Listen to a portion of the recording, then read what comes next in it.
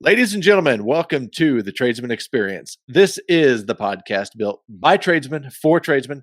My name is Josh, and that good looking son of a bitch on the other side of the screen is Mr. Nate Newton. Nate, how are you, sir? Outstanding, buddy. This is new territory for us. Pretty excited about this. It is. And I said, if you look at that guy, because this is our first long form podcast launch on YouTube, and we are doing it virtual. So they get to see us at the same time. And I'm going to be honest, it makes editing a lot easier. So, Yeah. Well, and then we don't have to have 4 different fucking cameras and cutaway takes and all that fun shit. Exactly. So, me and you and day 26 of 75 hard as of this recording. I love the fact that I put a post out yesterday gloating about how it's 1/3 crushed, and then dude, today was just a fucking test day with the fucking I'm out romping around in my chest rig and fucking snow boots, like just dumping snow. Yeah. But I mean, I was glad it happened. I was glad that the weather got shitty and it was more difficult because I mean, there are days when it just doesn't feel like it's that hard, but it's a matter of how much you put into it. But it's just like anything else. You can get stagnant,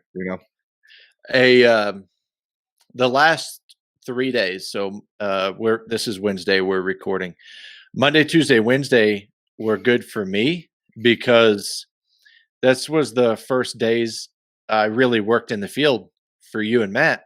Mm-hmm. So at an hour drive, hour drive home, and then still had both workouts.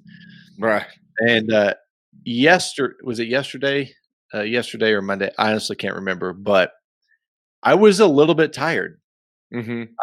I'm not going to lie, and this is the most exercise I've ever gotten in my life. So,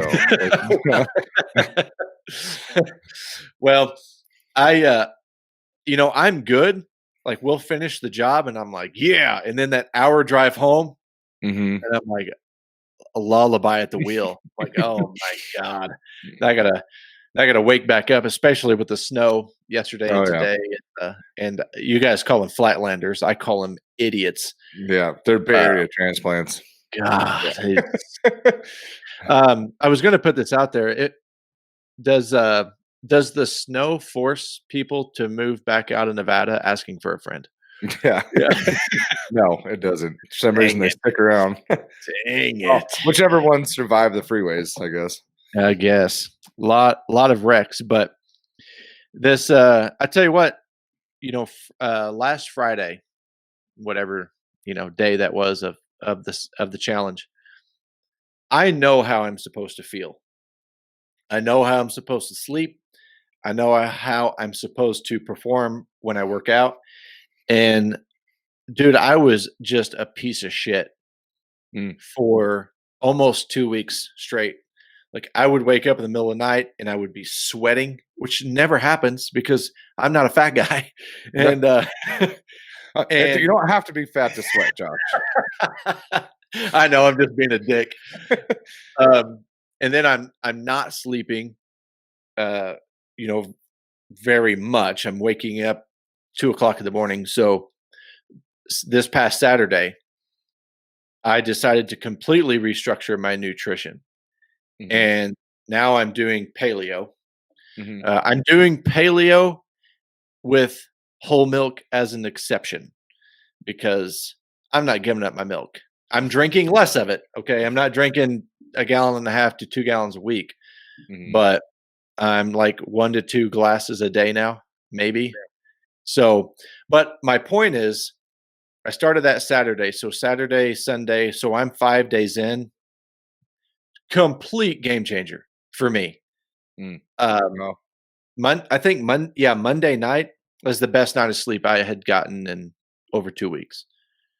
So dude, I've been having some sleep issues too. I don't know. Have you? I just would have thought that I would have been fucking exhausted.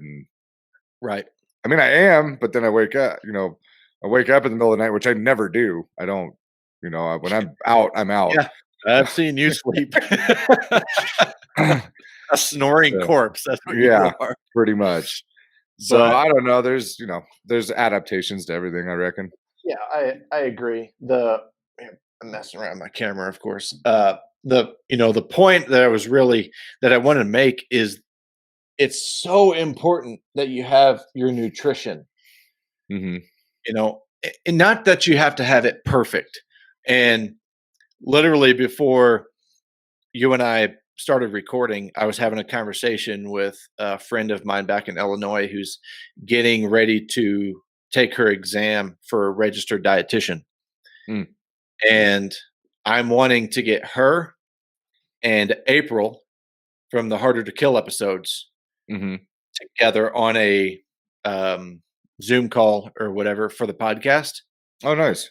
And honestly, I'm going to throw this out now. I'm wanting to convince them to do a live Q&A Oh, because I don't know any two people that know more about nutrition than them. this is that one thing that cracks me up about humans is that we're supposedly the most technologically advanced species on the face of the planet, and we can't come together long enough to figure out how to feed our fucking selves. Like Well, I mean, but there's so I don't much know. conflicting I've information seen when it comes to nutrition and I see people do a lot of feeding. A yeah. lot of Yeah, but we don't know how to properly nourish ourselves. I mean, there's so yeah, much conflicting information, and it's it's yeah. I agree, and I tell you what, it was like I said, I was 20 days into this challenge, and I just didn't feel good. And just making the adjustment that I made on the mhm, nutritional aspect, and I've been down this road before. Like I'm not completely ignorant on the mhm, matter. I don't know as much as everybody else, but I know how I'm supposed to feel. So when I went through that, a light bulb went off, and I thought, let's have a real conversation about health and nutrition. Who do I know? I know mhm, these two people that are just not only are they extremely educated and intelligent, mhm. they live that lifestyle, Right. right? So they're not a hypocrite. Mhm, So I'm working literally, and then hopefully in about a month from now, we're gonna jump on a live Q&A. mhm, Maybe get some people on there, ask some questions, ask some hard questions, and help them, make those minor adjustments or a major adjustment if that's necessary to help them get their shit together and get to mhm. feeling better. So, and I'm Yeah, sitting here chugging down coffee. I just got done with my workouts. I'm good. Yeah, well, I did too, but still. You're old and you can't stay awake this late. I'm so sleepy. Oh, but I I think, and when I came in the shop the other day, that was the first time that you kind of looked a little tired. And I don't want to say like, oh, you look like a little bitch. Mhm, I like I could see it in your eyes. And the reason I'm bringing that up is you and I were discussing it. That's that's part of it. And you realize and you recognize you're like, I think this is just like I'm going to crest through Cresting. this. Yeah, Yeah, yeah. and it's absolutely right. And as I was doing my 45 outside today in the snow, as you were, you did your weighted vest, and I was doing a deck of cards again. And I realized that even through the nutrition, through feeling like shit, through being tired, easy is what makes you average, Mhm, and not quitting. Like it still doesn't matter, right? mhm. It like it doesn't matter how we feel. Yeah. Quitting is not the option. It's not even on the radar for me. I think what's held me down the most throughout this whole thing is that I don't have to do it. Like, I'm doing this completely on my own free will, and I'm doing it because I wanna do it, and I'm not forced into it, and the fact that I'm 100% accountable for it makes Mhm. me wanna do it that much more. Like, it's one of these weird mental states that I never would have thought that I would have been in, that Interesting. I never thought that I was that kind of person, but now that I got my own balls on the chopping block, it's like, "Okay, well, who am I giving up on? I'm giving up on myself. Well, fuck that. I'm not doing that," you know? Well, that's integrity, right? Right, Are you willing to answer to yourself, or are you willing to cheat and take the easy path right. and justify it to yourself? To me, that's integrity. Mhm. when you don't have to answer to anyone else, it's easy to say, well, I'm not going to do this today. 40 Or minutes is close enough. yeah, close Mhm, enough, right? Yeah, close enough. mhm. Yeah. I think that's the perfect description. So to me, that's integrity. And with integrity comes a standard, Mhm, right? Comes a higher standard and a higher discipline. Because if you're not going to hold yourself accountable to yourself, mhm. who can trust you? Well, I don't understand how you could be a business owner and not hold yourself accountable. Like when I think about trying to do this job and not having integrity and not holding myself accountable, there's no way to do this job like that.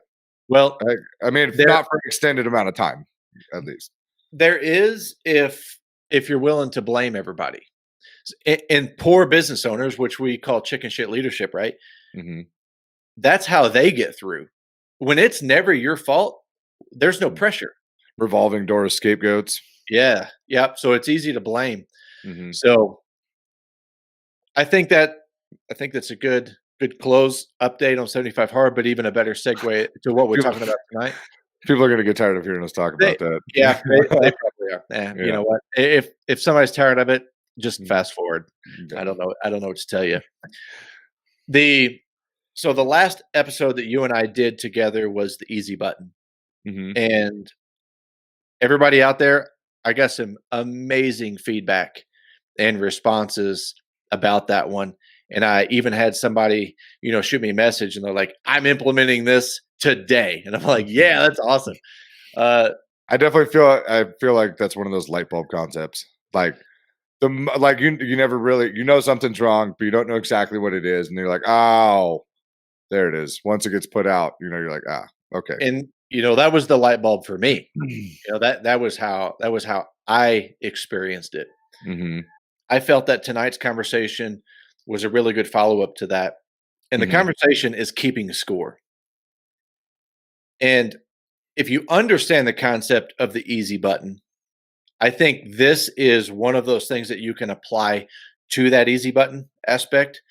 The relevance of keeping score, when and where to keep score, and when not to keep score.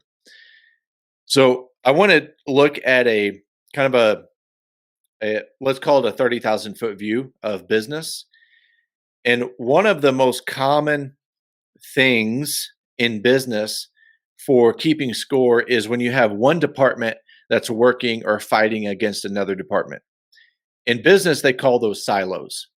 Hmm. That's a term that they use. And my experience, there's the, normally the two biggest silos in a business are sales and installation. Hmm. So from the department that brings in the business and the department that goes out and executes the business. That is always the largest communication gap in every business. Every Hmm. business that I've been a part of, including my own, and the businesses that I work with, the largest communication gap is always from sales to installation. So that creates silos. And when you get silos and you get departments that aren't working together, they start keeping score. Right. They start saying, well, this guy said that we were going to do this and now we've got to do this, or last time you did this, and or now I've got to do this to make up for that. And this idea of keeping a tally of who did what and what you did for them, right? So the install is like, oh well, this is what we did for you because you did this. Hmm. And the sales I'm department's like, well, sure this you did that all out of the kindness of your heart kindness, as well. oh yeah, all of it's out of pure love and joy. Yeah. So the idea of keeping score, thought the dog was going to hack again. The idea of keeping score, before we jump down and discuss the silos, there are areas of the business that is a must to keep score. It's the only way that you're going to generate healthy advancement, progress, and culture in the business. And one, for example, is money, Hmm. profit and loss, sales, and closing percentages, that's all keeping score. Right. Job costing is keeping score. Man hours is keeping score. Mhm. Commissions, bonuses, pay raises, that's all keeping score because the score has to reflect something. Mhm. Inventory is keeping score. The inventory, that number has to reflect something. Well, the scoreboard of inventory is simply a reflection of what's in the inventory. Right. Profit and loss, right, is a scoreboard of how the company is doing. Job costing, how the company is doing per that job. Mhm. That's all keeping score. That's keeping a running scoreboard on all of those things. And you need to have those things in your business because in the game of business, you're playing against other competitors, right? Right. You're playing against other companies, you're playing against the market, you're playing against increased rates in material, right? Ugh, damn it. Still haven't But sorted that out yet. yeah, but if you're not keeping score, you don't know that those things are happening. Right. Yeah, I mean, and that's your tracker, and but it can be used in that kind of shit can be used in a positive fashion. I mean, that's competition, right? Like, yeah, we don't want to keep score on a negative level, but we have to keep score to know where we're at, where Right. we're going, and what we're doing. So, yeah, it's going to be a way for you to be like, hey, I'm coming up on you here, or I'm gaining on you, or I'm coming for you. Keep everybody honest. Like this is good Yeah. scorekeeping, right? Yeah, absolutely. And that's why, in certain areas of the business, you have to keep score. If you're going to keep score, with employees, that has to be in a encouraging, motivational, healthy, competitive environment, culture, or even relationship. Hmm.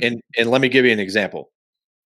Let's say that you are doing that you're monitoring Jesus, you're monitoring labor because you've got a specific job and you're able to do performance bonus. So Hmm. we have the hourly wage, we've got the guys tasked out, but we're going to job cost this entire project, and this is an opportunity for the team to receive compensation. Hmm. Well, let's get a dry erase board. Let's put it up in the shop and let's make it public. And you're going to say, okay, what team is on this project? All right, we've got Hunter and Nick. All right, Hunter and Nick's on the board. Now we've say, all right, we've got this many man hours. This is our total man hours. You're going to put that right under the name. Total man hours. Let's just say 160 man hours. Hmm. This is our goal. Job costing on big projects, you need to job cost along the way. Hmm. Okay, instead, small projects you can wait to the end. Big projects you need to do it as you go. So as you job cost and as you monitor man hours, at the end of every week, you need to write, okay, this is how many man hours we've got. This is how many we have left. All right, we've got 30 hours left or done, so we got 130 hours left. So what we're doing is we're keeping score, and that's Hmm. going to keep top of mind for them and say, okay, guys, like we know that we lost our ass yesterday, so we've got to figure out a way to make up ground because Right. any time that if they come in under 160 hours, they're going to bonus that out, Right. right? Well, but you're pitting them against the hours. You're not pitting them against each other. Yes, brilliant, Right. absolutely brilliant, brilliant. So, and when I said healthy competition, well, now let's just say that we've got Grant and Matt as a team. Hmm. Well, what are they going to do if they see that? They're going to go, "Hey, we want one of those, Right. Yeah. right? Hey, Yeah. when do we get performance based? Like, Hmm. because it's not going to generate any animosity against the team that's on there because as a leader and as a business owner, you have to equip the best team for the project. Right. Well, maybe Grant and Matt weren't they're not best equipped for that project. But hey, you can say, "Hey guys, we do have this project coming up. It's scheduled in a month. Mhm, We're going to put you guys on the scoreboard for that." mhm. Boom. So Those now, poor kids, because Matt's gonna smoke every last one of them. Probably make them cry. hopefully, Yeah, hopefully make them hopefully, cry. yeah. I This I is can't for your own good. can't wait to watch Hunter cry. It's gonna make me laugh. Yeah. Which Hunter worked with me today and Mhm. yesterday, and did great. I was trying Yep. to make sure that I was applying my leadership skills and tactics to him, Mhm. and giving bits and pieces of it. Said, "Hey, this is the goal. What questions do you have? Right. All right, get away from me." Yeah. So, yep, he did well. But that's Good. my point about keeping a score is you can do those things and you can create those things that's going to generate healthy competition within the business. Right. Oh, yeah, So, and avoid the animosity. yeah, Mhm. exactly. And also, when you do that, especially as a team, when you have, for example, in a lot of service-based industries, for example, HVAC, plumbing, electrical, even mechanic. When you have service-based companies, it's easy to monitor individual performance and generate scoreboards based on Mhm. individual performance.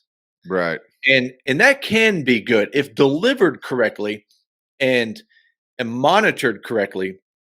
That too can generate good competition. Mhm. But when you have teams of people, that's what's really going to generate healthy competition. Yeah. Well, and like for us, that's kind of difficult because Mhm. anytime anybody gets hired on here, one of the first things we tell them, there are no one trick ponies here. Yep. Everybody is responsible for everything. I don't give a fuck how long you've been here. If we need you to go primer beams, you're going to go primer beams. That's Yeah. just sorry, you're not above anything here. So, like yeah, don't get me wrong. We have guys that work well together, and we'll send them out in the field. Two guys on a team or whatever to go do something, but they're all doing everything, Yeah. and those teams switch up all the time. So, if anything, we're pitting them against themselves the day before. Mhm. If we're gonna put some sort of a competition in front of them, it's like, hey, you got to outdo yourself. Like, Yeah. that. I mean, in life, that's your only real competition to I was begin gonna with. say, isn't that the best Yeah. competition? Is to try to outperform yourself Mhm. and do better than you did yesterday. Dude, and the rate that these kids pick up on shit and learn, I mean, dude, we got a great group of kids here. Yeah. Like these guys they're picking up on stuff left and right. They're on top of it. And I mean, there's a couple things that we've had to tell them twice on, but usually we tell them once and it sticks, Yeah. you know. Well, you had to tell them twice. What a problem, right? I know, right? At least Yeah. nobody got an arm cut off from being in the wrong Yeah. place. So, Yeah. Keeping score, especially with yourself, well, you can do that. You don't have to have somebody do that for you, especially if you're training, mhm, right? If you're gonna do I don't know your terminology, but since we're using the welding team as an example, if you have to do a 12-inch pass overhead, 90-degree two plates, mhm, how long does it take you to do that? right. And then what is the quality? Well, a month from now, do it again on clock, on time yourself, which means Mhm, from the first time you checked yourself to that month, you should be practicing. mhm, And now you're going to say, okay, what's my score? right. How much better am I at this? Because I posted something, I don't know, it was a week or two ago, and I got it from a podcast called The Sweaty Startup. When I shared it on Instagram, I give them credit for it because I was listening to him, which was recommended to me by a friend of mine. And it was brilliant. He was talking about performance of companies. The first thing you have to do is increase your quality. The second thing you have to do is increase your speed. And the third thing you do is increase your price. Mhm, But it has to be in that order. right. Well, what better example than your ability to keep score in that metric? Increase quality, increase speed, increase price. Mhm. The only way you're going to know if you're going to get better is if you're keeping score. Yeah. Well, how many contractors do you know of that are really good at slinging shit really fast? But Oh yeah. it's what it is. It's shit, you know? Yep. You got I mean, look at that house that we were dealing with, that custom home out there in the foothills that Mhm. I mean, Oh man. 5/8 of an inch out of plumb on an interior wall? Yeah. What? Yeah. How does Don't that worry. Trim guys will get it. That's Yeah, that's the conversation, right? That they're having when they're putting it up. yeah, and I mean, it's that this is our responsibility to take care of this. Like, this so it's so infuriating, especially because we do everything from day 1 on site to last day on site. So, I mean, you talk structural steel, we put structural steel up, everything's built off the structural steel, right? So we want to make sure that everything we put in, I mean, we're given a 3/16 tolerance. We have a 16th tolerance for our shop. That's Right. how we keep it tight. That because Yeah. we want when we show up to do something, we want something to Yeah. be in that fashion as well. Because when we go to do final railings, when we go to do gates, all that kind of stuff, and if concrete guys are notorious for leaving shit a half inch out. They're like, "What's a half inch? So what?" And I'm like, Yeah. "It's a still. That's you Yeah. know."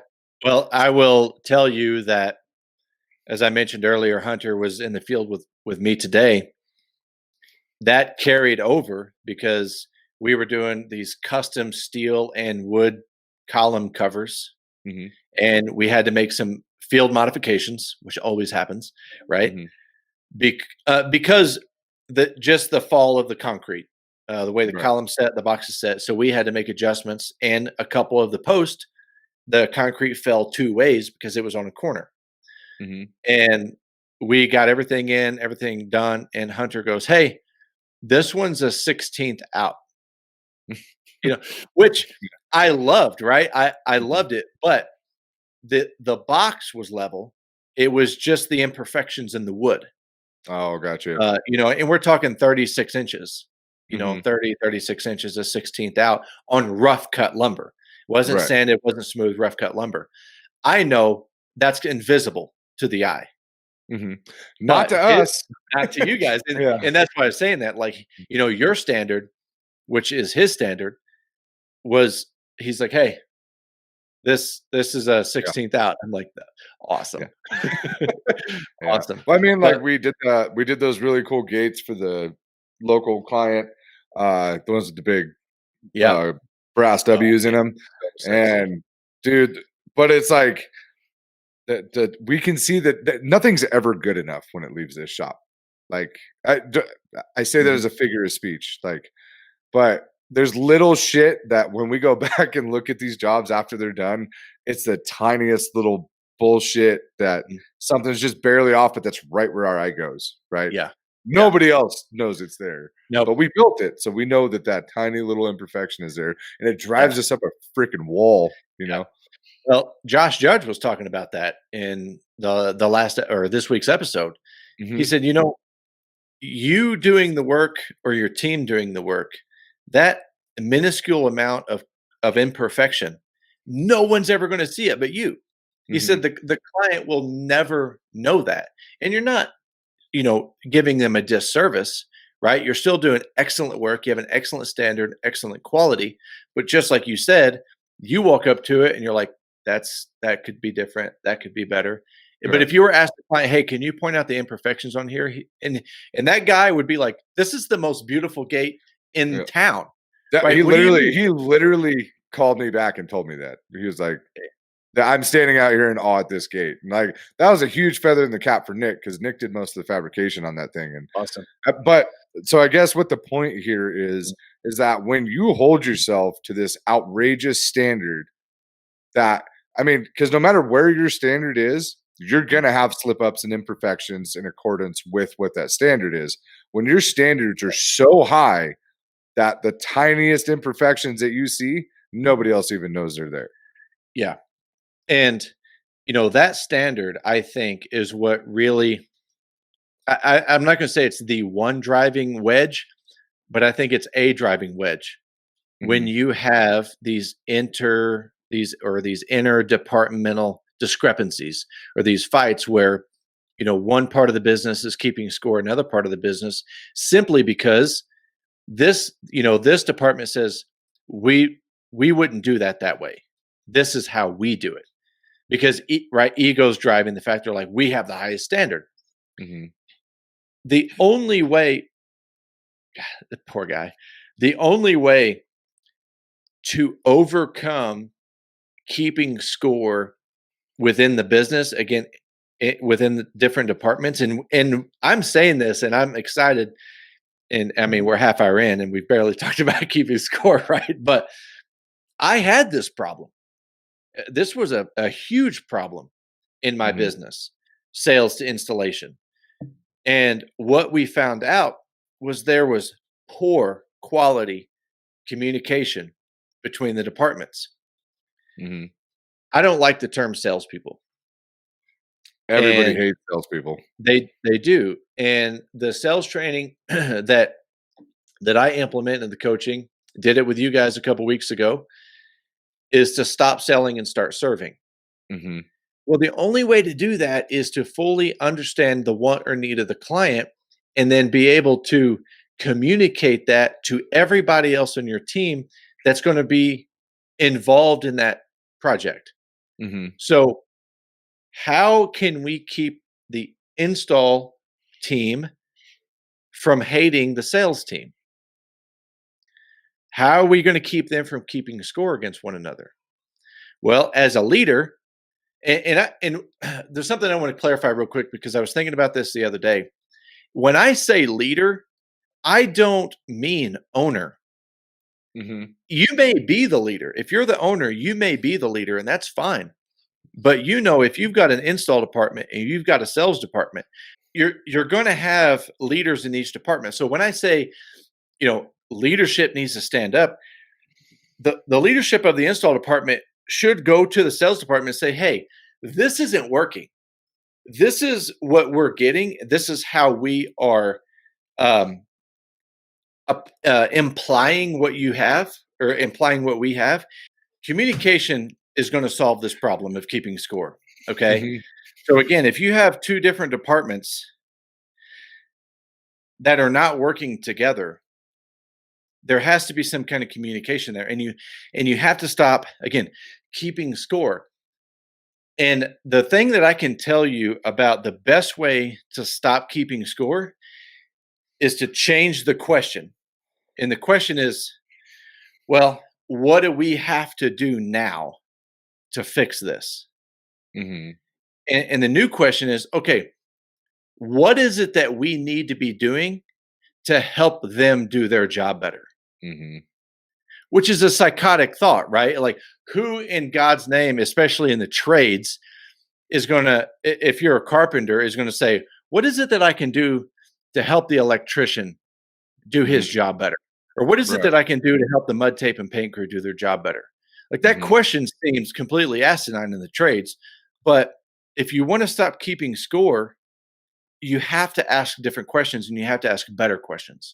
I think a good example of that was when you were working for Tradesman International. You'd show up in the morning and you go talk to each trade. Hey Mhm. man, how are you guys doing? What can we what is there anything we can do to help you out Yep. today? What's your plan today? Mhm. Exactly. And I would talk to the foreman of every crew on that site. So in 20 minutes, I knew everything that was going on. But more importantly, I knew steps I needed to take to help them work efficiently Mhm. or to help them with certain things. And I'll give you a perfect example. I remember we were in some of the last or the final stages of paint, and I noticed that other crews outside of the paint crew were still leaning stuff against the walls. Ugh. They'd like fold up a ladder and lean it against the wall, or they, set the broom down and lean it up against the wall. And I'm like, no, No. right? But I had the conversation with the paint crew, and I was like, hey, where are you guys at? What stage of painting were we in? Hey, I saw this going on. Is this something I need to address? Oh yeah, we can't have great. So I literally, as I went through that day and that morning and spoke to each foreman in a conversation, I simply said, "Oh hey, by the way, we're getting close to final stage of paint. If you guys could make sure you don't lean stuff against the wall." And you know what they said? Oh Mhm. shit. Yeah. Sorry, not My one bad. person was like, "Oh, no, fuck the painters." Mhm, No, everybody was like, "Oh, dude, I didn't even think about it." I'm like, "I know. No worries, man. Just giving you a heads up. Totally solved the problem." Right? But we had that communication, and now the painters, the paint crew wasn't pissed at every other crew on the job site for a scuff on the wall mhm. because Yeah. we had a thread of communication. Well, and I think that a lot of people in the trades, when shit like that's going on, like let's say the painters, they don't Mm, wanna sound like they're bitching, so they don't say anything about it, anything. Yeah. you know? And it's like, Yeah. you gotta speak, otherwise you're just gonna bottle that shit up and then freak the fuck out on somebody at some Yep. point. Hopefully you don't stab somebody with a paint roller or Right. something. It it's I mean, it's prevention, right? Mhm. All you're trying to do is increase the efficiency of everybody else, including yourself, but you just have to have that conversation. Yeah. So construction sites, and that's an excellent example because I'm talking about interdepartmental feuds. Mhm. It's the same thing if you're on a site. Maybe I mean an electrical department, plumbing department. I mean that's the same thing. So I think that's an excellent Mhm. example. You still have to have those conversations. You and I were joking about this the other day. Why do general contractors not have a productive, efficient, effective meeting every Monday morning on site? Mhm. Or Oh, even just a even just a pre-job meeting, like, you well, know. now stop. Yeah, I know. But I mean, there's so many jobs we just get thrown into them, and then we get after it, and we're Yeah, like, "What the fuck is going on out here?" Like, we have yeah, no idea who these people are, what's going on. Are mhm, we gonna be in the way? They're gonna be in our way. Like, it's yeah, and this is what I want people to understand, and I say productive, efficient, effective. The meetings have to have weight, like, they need to be, um there needs to be an agenda, and, for example, what I mean, you can do it in 15 or 20 minutes with multiple crews. You can simply say, "HVAC, what is your plan this week?" Check. mm, Electrical, what's your plan this week? Plumbing, welding, carpentry, flooring. Where are you guys going to be? What's the plan this week? And you have a blueprint and you say, okay, you guys are going to be here, here, and here. All right. Flooring guys need in here on Wednesday. HVAC, are you going to be out of here by Wednesday? Check. mhm. Electrical, you guys are going to be out of here by Wednesday. Check. It's a very simple conversation. And when you do that, it opens up the conversation amongst themselves And I because, exactly. And I think that's the problem is that, like, a lot of superintendents on a Mhm. job site, Yeah. they wanna run around and be like, "Oh, I had the conversation, I'm relaying the information." Well, why? You know how much information you're losing trying to transfer that Mhm. to different trades? Just Yep. get everybody in one spot, have the goddamn meeting. They can all talk amongst themselves about it. Yeah. Who loses in that? Yeah, because now you are identifying who the decision makers are of each crew or each Mhm. company. Because that's all you need there. You don't need the whole damn team. You just need the decision makers of each crew or each Right. company there that's going to be on site. Well, and then I mean, it does get into like this petty situation where people start trying to one up one another and start like, man, Oh, yeah. the pipeline industry. We were down inside that pipe Mhm. all day and watching the welders fuck with each other and how quickly that escalated, and like to the point where Oh, people man. got hurt. Like, dude, Yeah. there were dude, one of the guys was so fast at welding that he managed to crank a joint out. There was a Walmart across the street, ran across the street, bought an airsoft gun, and came back down inside the pipe and was waiting until the guys would drop their hoods and was shooting them with airsoft guns. And they thought that they were getting by like mites or something inside the pipe. This went on for like a couple weeks. I But mean, let's face it, it's funny, but yeah, it is. But there's an escalation there where oh, yeah. simulated weapons are ending up inside the pipeline. Well, y- whether it's department or whether you have, 2 or 3 people in the company that are Mhm, doing the same thing. And it can be that small. It doesn't have to be a department versus department. It can just be one guy against another, mhm, and where they feel that they're maybe you got somebody that is not necessarily the best performer. Okay, and now you have one or two other people on the team that are having to pick up their slack. Well, that can generate animosity pretty fast. Mhm. And that is literally by saying, dude, every time we have to pick up your slack, we have to work extra, we have to work longer hours, we have to work weekends because you can't get your stuff done. Mhm. Again, all you're literally doing is putting a scoreboard up, and you're saying, all right, this is how many points we have, this is how many points he has. Mhm. Again, rephrase the question. Instead, go over to the guy and say, okay, this is what's happening. What is it that we can do to help you get better? Mhm. Because we're having to pick up your slack, man. We're Yeah. having to work extra. We're having to work longer hours. We're having to work weekends. What is it that you're not getting or not doing? And what is it that we can do to help you achieve that and get you up to speed? Mhm. Well, and I think Totally the different conversation. yeah, but I also think that the clear and concise expectation of the standard is absolutely critical, especially when you're dealing with two different departments. That if that standard and quality are, we all know exactly what that means for this company, Yeah. then that makes that, I feel like that takes a lot of that gray area out of there as well. It does. And the objective, I mean, the let's just call it a perfect world is, let's say you've got two or three different guys, and maybe they're doing a couple different things. You've got one guy or two guys that's rigged up. You've got one guy running a telehandler. You've got one guy doing this. Okay, the perfect world is you pull them together pre-job, and you say, this is the job, this is the objective, this is the time frame. I want each of you to tell me what it is that you're going to do for us to accomplish this goal. Mhm. That's the perfect world, because Right. now you want to talk about clear and concise. We've set the expectation, we've set the deadline, and now everybody is going to reveal openly what it is that they are going to do, which by saying that, which that now they're stating what they're accountable for Mhm. to make this possible. Yep.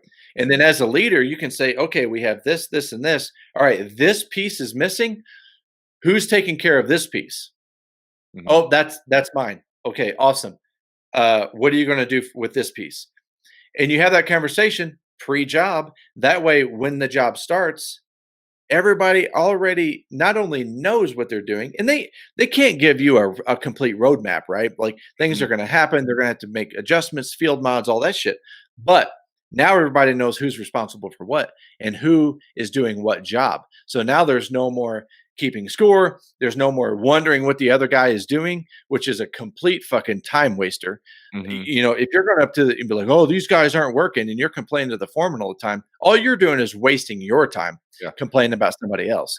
You ain't So, working while you're bitching, so oh my god, you know, but it's just so important because it creates so much animosity, so much anger, so much stress, so much lack of productivity, that if you're worried about what everybody else is doing and you're worried about all the things that you have to do for everybody else, well, that just sounds like a miserable ass life. Mhm. You know, Straight up. stop keeping score with everybody, and again, step back, because here's what I want people to understand. If they are the one that's having to pick up a little bit of slack or having to work a little bit longer or having to make these corrections, clearly you're the one that is equipped and skilled to solve these problems. Mhm. Why are you the only one that's equipped and skilled to solve these damn problems? Right. There needs to be some training, there needs to be some better communication, and there needs to be some actual damn teamwork, where now you can instill those skills and those solutions into other people. And now what you've done is you went from being the easy button or putting out fires to being a leader Mhm. and adding value to people. And now you're equipping them to where they can do the task. And let me tell you something. If you do that, you're not going to work yourself out of a job. As a matter of Right. fact, you will probably go up in the company. Now you're in a leadership position because clearly you know how to get shit done.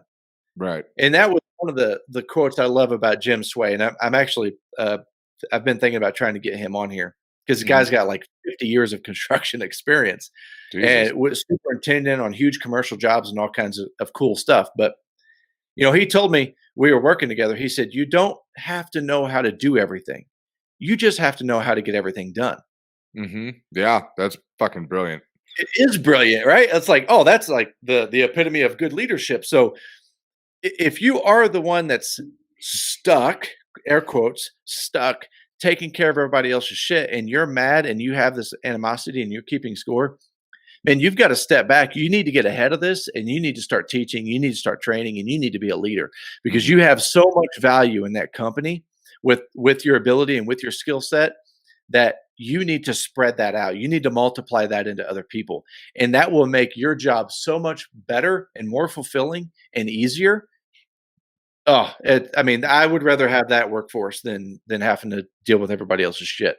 Oh, absolutely. But it's how you look at it. Yeah, yeah. It is definitely it's perspective, Like, I feel like people, they just to get back to the same shit, We all get caught up in being part of, like, the drama that comes along with scorekeeping. Like, Mhm. what starts off typically as a, like, fun, competitive little thing, and then all of a sudden it turns into this, like, fucking knockdown, drag out, competitive natured thing, and So it's so my question now is, and we're going to jump into the final level of this. How do you know if you're keeping score in a situation in a non-escalated situation? You're probably not going to be able to identify if you're keeping score or not. Here's how you can tell: when shit hits the fan and you get into an argument or a discrepancy, what ammunition are you using to fuel that argument? If Mhm. you start coming up and saying, "Well, I had to do this. Well, I take care of this. Well, I do this," you are clearly keeping score. Mhm. And now all you're doing is you're dragging out the drama, like you Yep. said, which I drama and complaining, I have no tolerance Yeah. for either of Well, those, but I mean, who responds to that? right? You come up, "I do this, you did this, I'm Well, the what does whatever," that like, response look like? Well, I had to do this and you didn't do this. Now we're literally, taking our tablets out and looking at all the score we've kept up to this point mhm, because now we think it's capital for the argument. right. I won't, like, personally, I won't even entertain it. It's No, like, no. "Shut up, nerd." Like, "Go Well, away." but how many people do that in a personal relationship? How Right. many arguments do you get in at home where one thing triggers and then it escalates into this conversation, this argument, not even a conversation, this argument where now you're telling the other person all the things that you do and all the things that you did and you had to do for them and why you do this. And the psychotic thing to me is that is supposed to be your home team. Mhm. And scoreboards don't work for a team. Right. If there is a scoreboard, there is an opponent, Mhm. right? Early on in this conversation, we talked about the metrics of keeping score. Again, inventory, money, job costing, P&L. Like you have to have those because your opposing force is everything else. It's labor, it's material cost, it's communication, it's having the right tools. Like those are all the opposing factors. If you're arguing at home, then you're generating an opponent and you're generating a scoreboard. And now you're no longer on the same team. Mhm. You can't be on the same team with your opponent. Doesn't fucking work, right? And if you have an opponent, you have a scoreboard. That's a So, weird ass sport you're playing there. well, it's I don't even know what it's called. It's probably like single lacrosse in a rugby net and 3 points and field Yeah. goal. I don't know. But my point is, this comes all the way down from from corporation interdepartment conflicts to other contractors on a site to one or two people within the company and all the way back to your home life. Mhm. Like keeping score is so. fucking draining and stressful and negative in your life, and even at home, back to the same question. What is it that I can do that's going to help my home team be successful? Mhm. What is it that I need to be doing differently so they win? Mhm. So they do better. Because if you're in this keeping score argument, clearly you guys aren't playing on the same team. Right. And that, I mean, if that's not a red flag of an unhealthy relationship, I don't know what is. Mhm. So you have to do better, and you need to get that out. And if you need to have the conversation with your significant other or home team or whoever that is, Mhm. sit down and say, okay, this is what I've been doing. These are the things that I've been focused on, and these are the things that I see that has kept me playing on the opposite team, Mhm. right? Like playing against you. This is where Uh, I'm fucking up. this is where I'm fucking up. These are the things that I see. Now this is what I see. This. How can I help you accomplish this better? Mhm. And this is what I love about it. Normally the solutions are so small that they seem insignificant once you understand them. For example, if your wife cooks, maybe you do the dishes. My point to that is, if you're that's why I said earlier, if you don't know you're keeping score, pay attention to yourself in a heated discussion or when emotions are high. What ammunition or what fuel are you using to continue that drama, to continue that argument, and to continue that conversation? Because if you're pulling shit out of your pocket and saying, I had to do this and I had to do this and you didn't do this, man, you're playing the wrong game. Probably, And probably should have had that conversation a while ago. You know, yeah, if you're yeah. sitting there pulling shit out of your ass like that, this has been eating you up for a little bit. You probably should have said something sooner. Yeah. You know. Yeah, exactly. When nobody likes confrontation until it's time to be confrontational, Yeah. and then everybody wants to be a ninja, Yeah. right? It's like now we stepped into the octagon and this is how we're going to talk. I'm like, why is that the only option? Right. Now everybody's angry and nobody's getting laid. So there you Yay, healthy. I love go. cortisol in my system. Good God. It's worse than alcohol. But Mm. my hope is that somebody's able to, extract a different perspective from this conversation and go to work and say, okay, what is it that I need to be doing differently to help the company, help the team, and help the client win and succeed? And then when you go home, say, okay, what is it that I can be doing differently so Mhm. my team at home wins and they're successful and they're happy. And Absolutely. that way, when I can come in, and that's the thing is when you help everybody else win, and I'll give you a quote from Zig Ziglar here as we're wrapping up. If you help everybody else get what they want, you will eventually get what you want. Mhm. And I that's probably the perfect way to describe this whole keeping score concept. Mhm. It is, man, if you work on serving other people and doing great things for other people and helping other people become successful. And there's a dichotomy, right? Because you have to take care of yourself, you have to be healthy, you have to get the good sleep, you have to make sure that your personal finances are in order, your personal relationships are in order. So there is a dichotomy there, but utilize that discipline and that knowledge to help other people become better, It's not what you did, it's what you can do. which you You know, can do. that's all we can Yeah. build off of. So, well, in closing, my bearded friend, any comments? No, no, Yeah.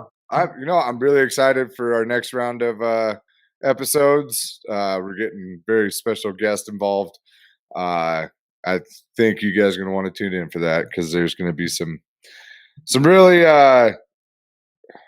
some topics that need to be talked about.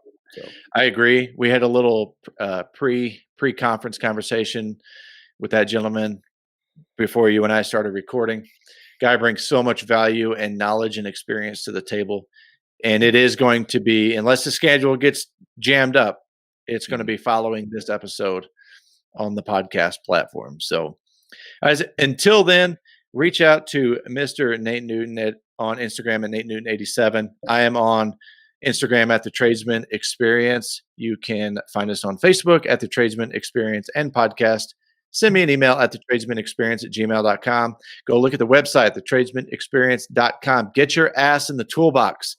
I'm telling you, the things that we're talking about tonight, the things we've been talking about, the toolbox is there to give you the tools that you need to succeed in your personal life and help you grow professionally. Until then, get shit done. Be proud to be a tradesman. See ya.